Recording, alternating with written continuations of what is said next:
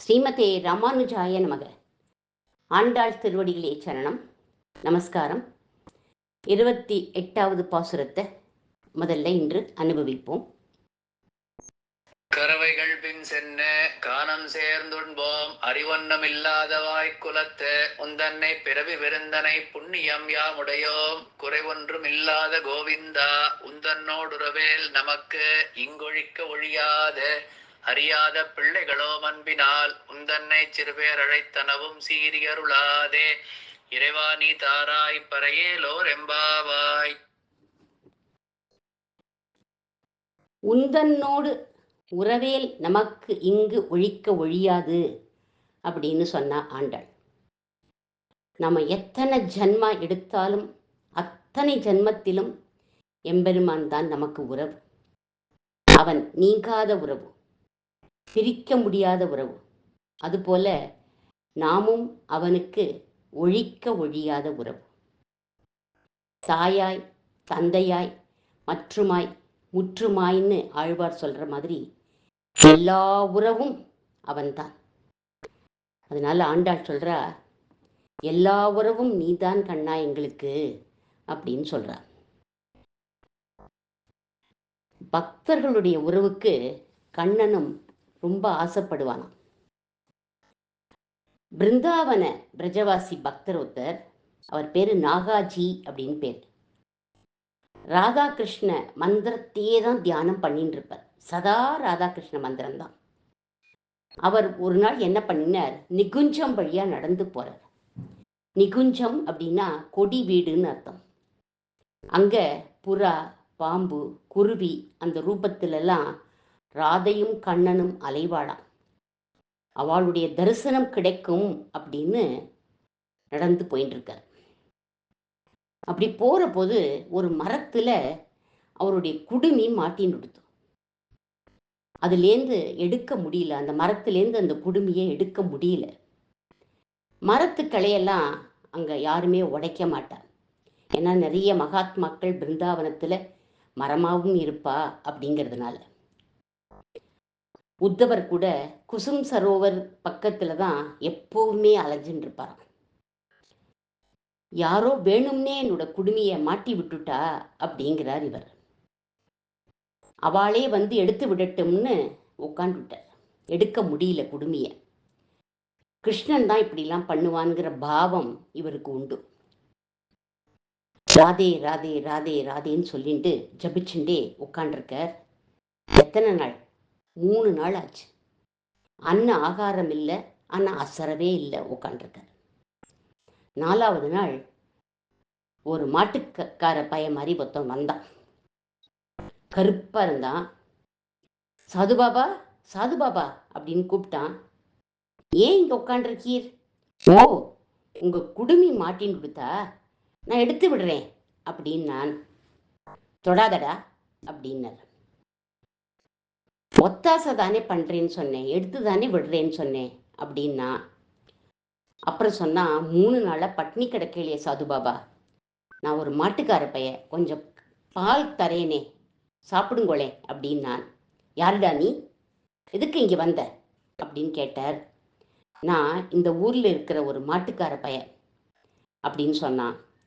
உனக்கு எதுக்குடா என் மேல அக்கறை, நீ மாட்டி விடலை இல்லையா, போனண்ட அப்படின்னு விட்டார். ரொம்ப நேரம் 2 பேருக்கும் வாக்குவாதம். மாறி மாறி 2 பேரும் பேசுறா. கடைசியா அந்த மாட்டுக்கார பைய கிருஷ்ணனா நின்னுட்டான். மன்மதனா பீதாம்பரதாரியா நிக்கிறான். நான் தான் மாட்டி விட்டேன், அதுக்கு தான் எடுக்கிறதுக்காக வந்தேன் அப்படின்னா. இதுக்கு தானே ஆசைப்பட்டார் நாகாஜியும். அவனுடைய உறவு வேணும், பக்தர்களுடைய உறவும் கண்ணனுக்கு ரொம்ப பிடிக்கும், அதுக்காக தான் வந்தான். நீ எந்த கிருஷ்ணன் அப்படின்னு அவனை பார்த்து கேட்கிறார். நந்தலாலாவா, யசோதா நந்த கிஷோரா, தேவகி நந்தனா, வசுதேவ புத்திர வாசுதேவனா, ருக்மிணி காந்தனா, சத்யபாமா மனோகரனா, இப்படி பெரிய ஒரு லிஸ்ட் போட்டு நீ எந்த கிருஷ்ணன் அப்படின்னு கேட்கிறார். அவளுக்கு தகுந்த மாதிரி அந்த கிருஷ்ணன் வேஷம் போடுவான். எதை சொல்றதுன்னு தெரியல கண்ணனுக்கு. எந்த கண்ணனை உங்களுக்கு ரொம்ப பிடிக்கும் சொல்லுங்கோ அப்படின்னு கேட்டான். ராதா ஷியாம் நித்திய நிகுஞ்ச பிகாரி லால், அவன் தான் எனக்கு ரொம்ப பிடிக்கும், அவனா இருந்தா நீ என்னை தொடலாம் அப்படின்னு விட்டார். என்ன பக்தி, என்ன வைராக்கியம் பாருங்கோ இவருக்கு.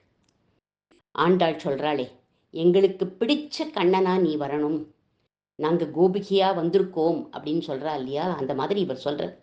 ராதாஷாம் நித்திய நிகுஞ்ச பிகாரிலால இருந்தா தொடலாம் அப்படின்னு விட்டார். நான் அவன்தான் அப்படின்னு சொல்லி குடுமிய அவிழ்க்கிறதுக்கு போனா, அவிழ்த்து விட போனா, தொடாத அப்படின்னு விட்டார். ராதிகா இல்லாம என்னுடைய அந்த கிருஷ்ணன் இருக்க மாட்டான் அப்படின்னு சொல்றார் இவர். அசந்து போயிட்டான் கண்ணன். ஏ ராதிகா அப்படின்னு குரல் கொடுத்தான். அடுத்த க்ஷணம் மின்னல் மாதிரி இருந்தது, ராதிகா வந்துட்டா. இப்போ எடுக்கலாமா அப்படின்னு கேட்டான் கண்ணன். அப்பவும் என்ன சொல்றாரு பாருங்கோ, ராதிகா சொன்னா எடு அப்படின்னார். ஏன்னா இவர் ராதிகா பக்தர். எடுத்து விட்டான். 2 பேரும் சேர்ந்து தரிசனம் கொடுத்தா. விழுந்து வணங்கினார் இவர்.